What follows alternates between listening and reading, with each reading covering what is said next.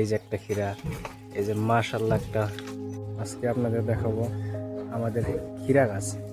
আমাদের বাড়ির সামনে আমাদের আব্বাজান ক্ষীরা গাছ কাটছে, তো আপনাদেরকে দেখাবো ক্ষীরা গাছ। চলেন বন্ধুরা, আপনাদেরকে আমি আমাদের ক্ষীরা গাছ দেখাই। ক্ষীরা খেতে যাওয়ার জন্য ফার্স্টে যে গেটটা পার করা লাগবো। গেট পার হলাম, গেট পারে দেখেন এই যে ক্ষীরা গাছ। ক্ষীরাও ধরছে কিন্তু, হ্যাঁ বন্ধুরা, অনেক ভালো ভালো ক্ষীরা ধরছে। আপনাদেরকে ক্ষীরা দেখে, হ্যাঁ এই দেখেন, এই যে গাছে এই যে ক্ষীরা, এই যে একটা ক্ষীরা, এই যে মাশাআল্লাহ একটা, এই যে আরো একটা ক্ষীরা। গাছ অত বড় না, ছোট ছোট গাছ, গাছে কিন্তু ভালো ভালো ক্ষীরা ধরছে। হ্যাঁ, আর একটা ক্ষীরা দেখাই। এখানে আমি দেখছিলাম একটা বড় ক্ষীরা আছে। হ্যাঁ, আপনাদেরকে দেখাই। এই যে একটা ক্ষীরা, এই যে ক্ষীরা, এই যে ছোট ছোট কুশি হয়েছে। আর ওই যে একটা ক্ষীরা, এই যে এটা তো মূলত এটাই মানে সবচেয়ে থেকে বড় ক্ষীরা। এই যে এই ক্ষেতের ওনার হইলো আমাদের বাবা, বাবা বলে তো আমাদের আব্বাজান।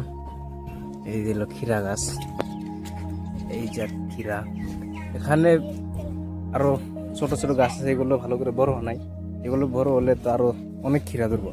তো এখন নতুন নতুন গাছ আর কি, ছোট ছোট গাছ দুই একটা করে ধরছে। আর ওই যে ফুল আসছে, এগুলো ফুলে আরো ধরবো। এখানে ক্ষীরা গাছ আছে, এই তামুল সুপারি গাছ আছে, ক্ষীরা গাছ, এগুলো আমাদের বাবা গাছে, আমাদের বাবা এগুলো করে। আপনাদেরকে দেখাইলাম ক্ষীরা গাছ, দেখাইলাম একদম লোকাল ক্ষীরা। এগুলো খাইতে যা টেস্ট হবো না, এর মাঝে কোনো ভেজামিলি নাই। ভেজামিলি মানে কোনো ধরনের সার প্রয়োগ করা হয় নাই, কোনো ধরনের কীটনাশক দ্রব্য প্রয়োগ করা হয় নাই। গাড়ার সময় হয়তো গোবর সারটা দিছে, গোবর সার দিয়ে গাড়ছে। গাড়ার সময় আমি যেহেতু আসছিলাম না, গোবর সারটা দিয়ে গাড়ছে। আর এখানে আর একটা গাছ আছে, এই যে লাউ গাছ, এই দেখেন। হ্যাঁ, লাউয়ের পাতাগুলো কিন্তু অনেক বড় বড় হয়েছে। লাউ গাছটা হইতেছে, এ হলো লাউ গাছ। আরো ভেন্ডি গাছও আছে এখানে। এটা আমাদের বাড়ির সামনে, একদম বাড়ির সামনে গাড়া হয়েছে। এখানে বেড়া দিয়ে, জাল দিয়ে বেড়া দেওয়া হয়েছে। বেড়া দিয়ে এখানে এই গাছগুলো আমাদের বাবাই গাড়ছে।